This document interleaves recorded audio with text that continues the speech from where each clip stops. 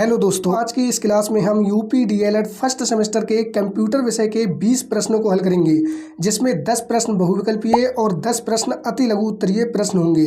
आप इस वीडियो को पूरा जरूर देखिए, जिससे आप ये समझ पाएं कि यूपी डीएलएड के फर्स्ट सेमेस्टर में कंप्यूटर विषय का पेपर कैसा आता है, किस प्रकार के प्रश्न पूछे जाते हैं। आज जो हम प्रश्न हल करेंगे ये सभी प्रश्न प्रीवियस ईयर पेपर में पूछे गए प्रश्न होंगे। आपको बता दें कि कंप्यूटर का पेपर 25 नंबर का होता है, जिसमें पास होने के लिए आपको कम से कम 12 नंबर लाना जरूरी होता है। कंप्यूटर के पेपर में 5 बहुविकल्पीय प्रश्न, 6 अति लघु उत्तरीय प्रश्न और 7 लघु उत्तरीय प्रश्न पूछे जाते हैं, जिन्हें हल करने के लिए आपको 1 घंटे का समय मिलता है। तो चलिए वीडियो शुरू करते हैं। तो सबसे पहले हम बहुविकल्पीय प्रश्नों को हल करेंगे और उसके बाद अति लघु उत्तरीय प्रश्नों को हल करेंगे। तो दोस्तों यहाँ पे आप पहला प्रश्न देख सकते हैं, पूछा गया है प्रथम पीढ़ी के कंप्यूटरों में प्रयुक्त होता था IC chip, vacuum tube, transistor या फिर बृहद स्तर आईसी। तो इस प्रश्न का जो सही आंसर होगा वो ऑप्शन बी हो जाएगा, वैक्यूम ट्यूब।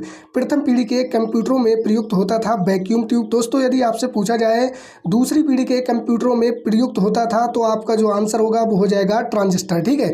और दोस्तों तीसरी जो पीढ़ी है उसमें आईसी चिप यानी कि इंटीग्रेटेड सर्किट का यूज होता था। ठीक है। बात करें दोस्तों अगले प्रश्न की, देख सकते हैं, पूछा गया है स्थायी स्मृति यानी कि मेमोरी है। Option A RAM, ROM, bit या फिर बाइट। तो इस प्रश्न का जो सही आंसर होगा, स्थायी स्मृति होती है रोम।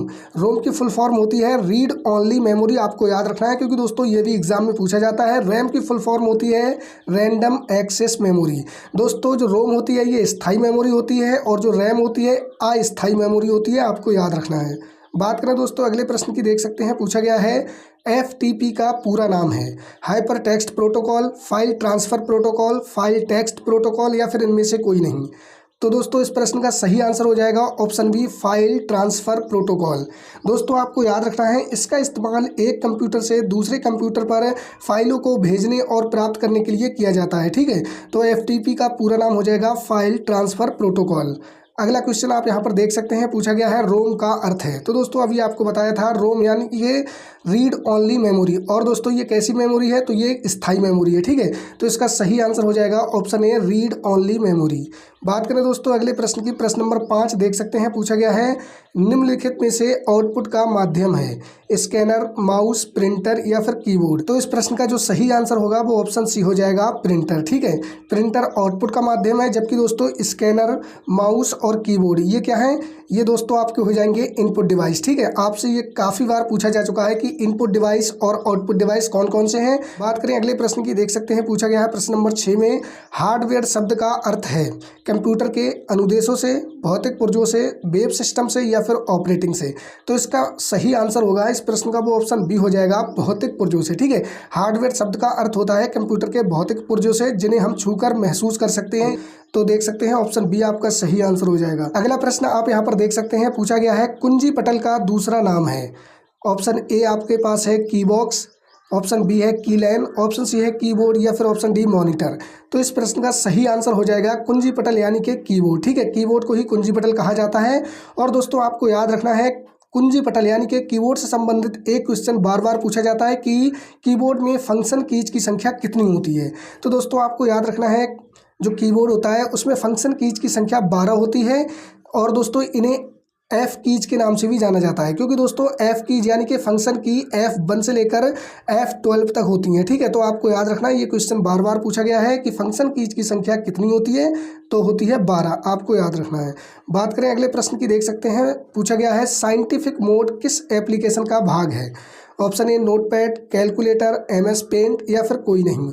तो इस प्रश्न का सही आंसर हो जाएगा ऑप्शन बी, कैलकुलेटर। जैसा कि दोस्तों आपने मोबाइल में देखा होगा, जब आप साइंटिफिक मोड में कैलकुलेटर चलाते हैं तो उसमें ज़्यादा ऑप्शन आपको मिलते हैं। ठीक है। तो साइंटिफिक मोड किस एप्लीकेशन का भाग है, तो इसका सही आंसर हो जाएगा कैलकुलेटर। ठीक है। बात करें अगले प्रश्न की, देख सकते हैं, पूछा गया है वर्तमान में कंप्यूटर में कौन सी नंबर प्रणाली प्रयुक्त की जाती है। ऑप्शन ए है दशमलव प्रणाली, बी है ऑक्टल प्रणाली, सी है बाइनरी प्रणाली या फिर ऑप्शन डी है हेक्साडेसिमल प्रणाली। तो जैसे कि दोस्तों आपको पता ही होगा, वर्तमान में कंप्यूटर में बाइनरी प्रणाली का यूज किया जाता है। और दोस्तों इसमें केवल 2 अंक होते हैं, कौन कौन से, 0 और 1। ठीक है। ये होती है आपके बाइनरी प्रणाली। ठीक है। तो इसका सही आंसर ऑप्शन सी हो जाएगा, वर्तमान में कंप्यूटर में बाइनरी प्रणाली का यूज किया जाता है। बात करें अगले प्रश्न की, प्रश्न नंबर 10 देख सकते हैं, पूछा गया है कंप्यूटर का मस्तिष्क कहलाता है मॉनिटर, सीपीयू, प्रिंटर या फिर सीयू। दोस्तों आपको पता होना चाहिए कंप्यूटर का मस्तिष्क यानी कि ब्रेन कहलाता है सीपीयू। सीपीयू की फुल फॉर्म होती है सेंट्रल प्रोसेसिंग यूनिट। ठीक है, आपको याद रखना है मॉनिटर आपका हो जाएगा आउटपुट डिवाइस, और जबकि प्रिंटर है ये भी आपका क्या हो जाएगा, आउटपुट डिवाइस हो जाएगा। ठीक है, और सीयू की फुल फॉर्म होती है कंट्रोल यूनिट, और दोस्तों ये कंट्रोल यूनिट जो होता है ये कंप्यूटर के कार्यों को नियंत्रित करता है। ठीक है, तो इस प्रश्न का जो सही आंसर होगा वो ऑप्शन बी हो जाएगा। कंप्यूटर का मस्तिष्क कहलाता है सीपीयू यानी कि सेंट्रल प्रोसेसिंग यूनिट। बात करें दोस्तों अगले प्रश्न की, तो दोस्तों यहाँ पे आप देख सकते हैं अति लघु उत्तरीय प्रश्न, जिसमें पहला प्रश्न पूछा गया है एनिमेशन क्या है। तो आंसर हो जाएगा एनिमेशन एक प्रकार की प्रक्रिया है जिसके अंतर्गत डिजाइनिंग, ड्राइंग, लेआउट बनाना तथा फोटोग्राफिक्स के लिए उपयोग किया जाता है। एनिमेशन मुख्य रूप से दो प्रकार के होते हैं, 2 डायमेंशन एनिमेशन यानी कि 2D एनिमेशन, 3 डायमेंशन एनिमेशन यानी कि 3D एनिमेशन है, जिनका उपयोग अलग अलग प्रकार के ग्राफिक्स डिजाइन करने के लिए किए जाते हैं। बात करें दोस्तों अगले प्रश्न की, देख सकते हैं प्रश्न नंबर 2 में पूछा गया है स्पैम किसे कहते हैं। तो दोस्तों आंसर हो जाएगा अनचाहे संदेशों को स्पैम कहते हैं। ये संदेश बड़ी मात्रा में भेजे जाते हैं। Spam email, text message, phone call या सोशल मीडिया के जरिए भेजा जा सकता है। तो दोस्तों यहाँ पे देख सकते हैं अनचाहे संदेशों को यानी कि अनचाहे एसएमएस को स्पैम कहते हैं। ये संदेश बड़ी मात्रा में यानी कि इकट्ठे भेजे जाते हैं। ठीक है, ये कैसे भेजे जा सकते हैं, तो ईमेल के द्वारा, टेक्स्ट मैसेज, फ़ोन कॉल के द्वारा या सोशल मीडिया के जरिए भी भेजे जा सकते हैं। बात करें अगले प्रश्न की, देख सकते हैं पूछा गया है कंप्यूटर को इंटरनेट से जोड़ने में किसकी सहायता लेते हैं। आंसर हो जाएगा कंप्यूटर को इंटरनेट से जोड़ने में मॉडेम की सहायता लेते हैं। राउटर का उपयोग भी कंप्यूटर को बिना तार के इंटरनेट से जोड़ने के लिए किया जाता है। जैसे कि दोस्तों आपने देखा होगा पहले जब वाईफाई की सुविधा इतनी नहीं थी तो दोस्तों क्या होता था, कंप्यूटर को मॉडेम की सहायता से इंटरनेट से जोड़ा जाता था या फिर राउटर का उपयोग किया जाता था। लेकिन दोस्तों अब आपने देखा होगा अब वाईफाई से ही सब कंप्यूटर को इंटरनेट से जोड़ लेते हैं। ठीक है, तो ये एक प्रकार का हार्डवेयर डिवाइस है जो एक या एक से अधिक नेटवर्क को एक साथ जोड़कर इंटरनेट से जोड़ता है, आपको याद रखना है। बात करें दोस्तों अगले प्रश्न की, देख सकते हैं पूछा गया है कंप्यूटर का सॉफ्टवेयर पेज मेकर किस ऑपरेटिंग सिस्टम से संबंध रखता है। तो आंसर हो जाएगा कंप्यूटर का software page maker Windows operating system से संबंध रखता है। ठीक है, पेज मेकर एक डेस्कटॉप पब्लिशिंग सॉफ्टवेयर होता है जिसका इस्तेमाल ऐसे डॉक्यूमेंट को डिजाइन और बनाने के लिए किया जाता है जिन्हें प्रिंट कर सकते हैं। तो दोस्तों यहाँ पे आप देख सकते हैं page maker Windows operating system से संबंध रखता है। ठीक है, बात करें अगले प्रश्न की, प्रश्न नंबर 5 में पूछा गया है इनपुट डिवाइस का क्या तात्पर्य है। तो आंसर हो जाएगा इनपुट डिवाइस का कार्य कंप्यूटर को इनपुट देना होता है। उदाहरण के लिए कीबोर्ड की मदद से टाइप करने से कंप्यूटर को इनपुट एवं निर्देश मिलते हैं। इसके अलावा माउस की मदद से कर्सर द्वारा कंप्यूटर को इनपुट एवं निर्देश दिए जाते हैं। तो दोस्तों यहाँ पे आप देख सकते हैं कीबोर्ड और माउस जो आपके होते हैं ये इनपुट डिवाइस होते हैं। इसी के साथ स्कैनर वो भी आपने देखा होगा, ये भी आपके इनपुट डिवाइस होते हैं। ठीक है, बात करें अगले प्रश्न की, प्रश्न नंबर 6 में पूछा गया है कंप्यूटर प्रोसेसिंग की स्पीड किस में नापी जाती है। तो आंसर हो जाएगा कंप्यूटर प्रोसेसिंग की स्पीड गीगाहर्ट्ज में नापी जाती है। ये निर्धारित करती है कि प्रोसेसर कितनी तेज से निर्देशों को निष्पादित कर रहा है। गीगाहर्ट्ज को क्लॉक स्पीड या क्लॉक रेट के रूप में भी जाना जाता है। तो दोस्तों यहाँ पे आप देख सकते हैं कंप्यूटर प्रोसेसिंग की जो स्पीड होती है वो गीगाहर्ट्ज में नापी जाती है। ठीक है, बात करें अगले प्रश्न की, प्रश्न नंबर 7 में पूछा गया है कंप्यूटर की द्वितीयक यानी कि सेकेंडरी मेमोरी क्या है। आंसर हो जाएगा कंप्यूटर की द्वितीयक यानी कि सेकेंडरी मेमोरी को बाह्य मेमोरी या सहायक मेमोरी भी कहा जाता है। द्वितीय मेमोरी सीपीयू द्वारा सीधे एक्सेस नहीं की जा सकती है। इसमें स्टोर डाटा को पहले रैम में कॉपी किया जाता है फिर सीपीयू में स्थानांतरित किया जाता है।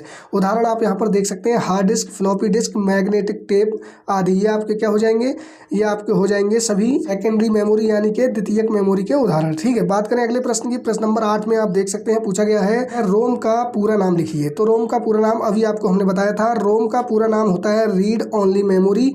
ये सिलिकॉन की बनी एक सेमीकंडक्टर होती है जिसमें डेटा व प्रोग्राम स्थायी तौर पर स्टोर होते हैं। ठीक है, रोम को स्थायी मेमोरी भी कहा जाता है, आपको याद रखना है। ठीक है, ये एक स्थायी मेमोरी होती है। बात करें अगले प्रश्न की, प्रश्न नंबर 9 में पूछा गया है नए सॉफ्टवेयर को इंस्टॉल करने के लिए कितने तरीके हैं। तो आंसर हो जाएगा कंप्यूटर में नए सॉफ्टवेयर को इंस्टॉल करने के तरीके। कंप्यूटर में मुख्य रूप से दो तरीकों से सॉफ्टवेयर या प्रोग्राम को इंस्टॉल करते हैं। जैसे कि दोस्तों आपको पता ही होगा, यदि आपने कंप्यूटर चलाया है या लैपटॉप चलाया, आपने देखा होगा मुख्य रूप से दो तरीकों से आप सॉफ्टवेयर इंस्टॉल करते हैं।